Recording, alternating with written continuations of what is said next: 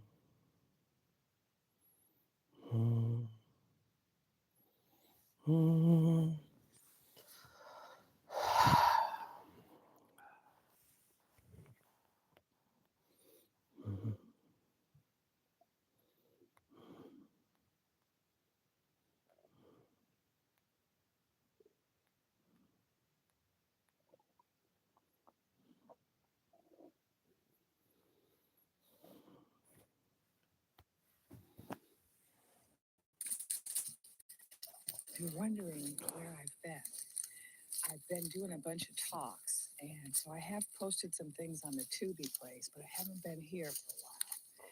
But I'm in Washington State, and I'm currently in the woods looking for Sasquatch. But I've been doing a bunch of talks at University of Washington, at different places, at a conference, and that's why I haven't been posting. But I wanted to talk about why we chose to incarnate during the apocalypse. Because I know a lot of people are wondering, right? Why would we choose to incarnate now, right? And some people don't even believe what we choose. Some people are like, I would never choose this. But you did, Blanche. You chose this. So why? Why would we choose to incarnate during the period in our history where everything is crashing and burning, where things are being destroyed, where people are being harmed in such large numbers, right, and attacked? Why? Why would you choose this? And what I've been getting is that we chose this because we wanted to be agents of change. We wanted to be there when it happened.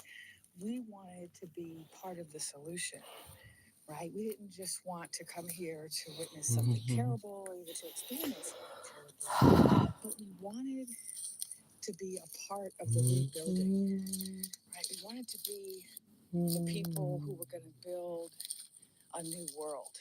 And unfortunately, sometimes in order to be that person, in order to be a part of that movement of rebuilding, you have to actually witness the collapse, the destruction of your world in order to be really inspired and motivated to build something better.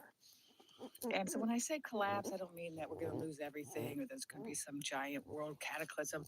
I'm not saying that. I don't believe in that. I'm not one of those. When I say apocalypse, I'm using ironically, really. I'm saying like the period of revelation and change. So I'm not saying that everything's going to be destroyed. It's not. But a lot of the things, a lot of the institutions that we have grown dependent on are changing, are being destroyed.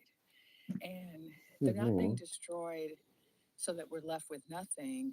They're being destroyed so that we can create something better. So, like currently, we're watching our democracy be destroyed in the United States, and it's really hard to watch. And it's hard not to be fearful and not to think, oh, we're going to fall into an authoritarian state where no one has rights and it's all bad. But that's actually not what's happening. What's happening is that we're becoming aware of the fact that the democracy we thought we had was not, in fact, a true democracy. It was only a democracy for some people. It was heavily in bed with corporations. There was a lot of corruption. There was this whole global ring of bad traffic that was a part of our governing structure. Like, women were never really allowed to have power in our governing structure. Neither were Black and Brown people. And so we're kind of in this period of full reckoning of like, let's really face facts here. Like, what really do we have that we call democracy, and how flawed is it? And so, yeah, the circus is destroying it, but that doesn't mean we're not going to have any democracy anymore. It means we're going to have to create a more robust democracy. And the same is true for our economy. Like, our economy is being harmed, right?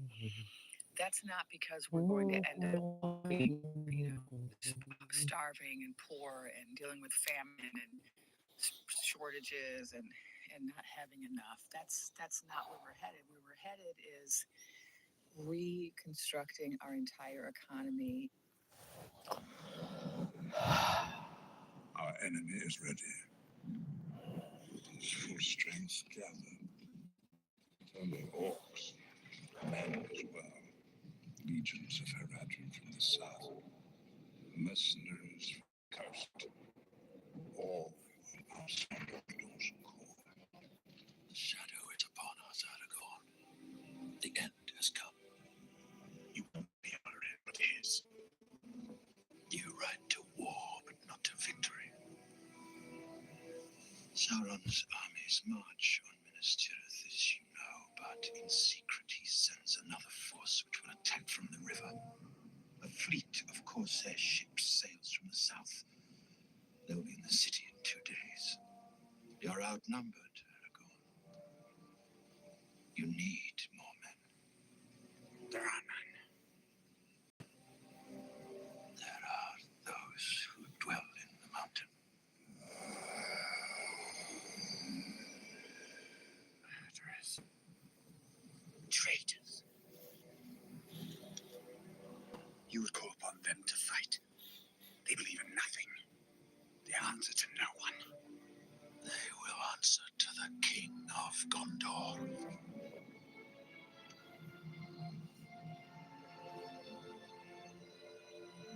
Andúri, a flame of the west, forged from the shards of Narsil.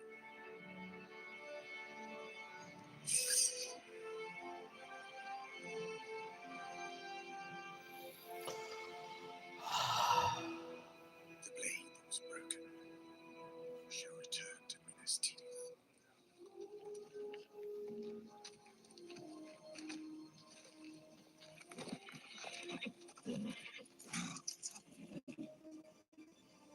Where's he going?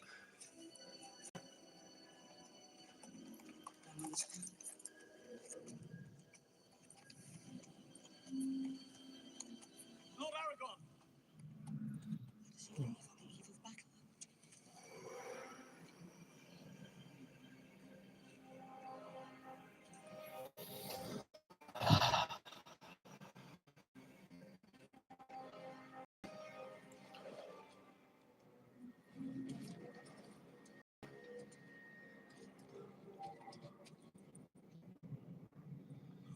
Who enters my domain?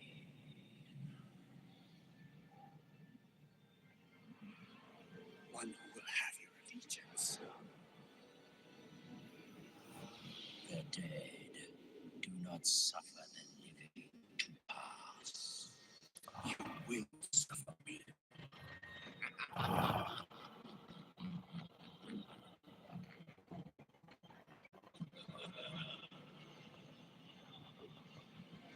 The way is shut. Now you must die.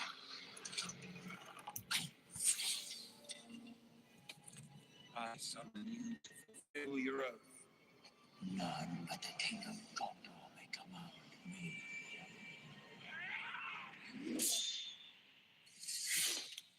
That line was broken. It has been remade.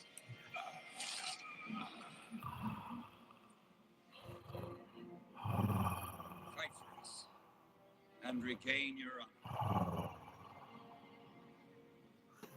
I am Isildur. Fight for me, and I will hold your oaths fulfilled.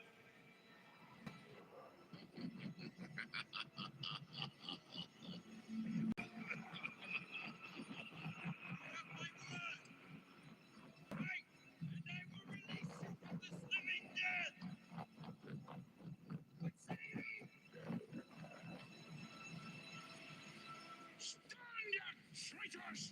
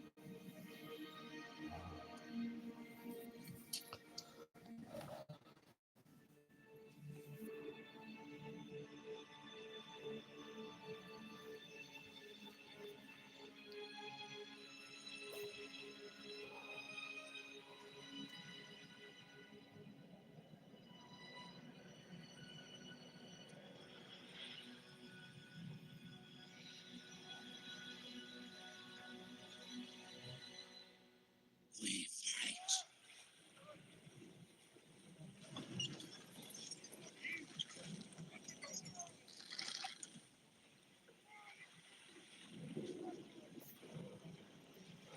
You may go no further. You will not enter Gondor. Who are you to deny us passage? Legolas, fire a warning shot past the bosun's ear. Injury!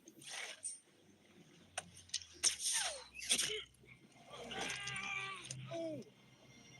That's it! Right. We warn you. Prepare to be warned. Warned? Are you a Doom's army? Yes, army.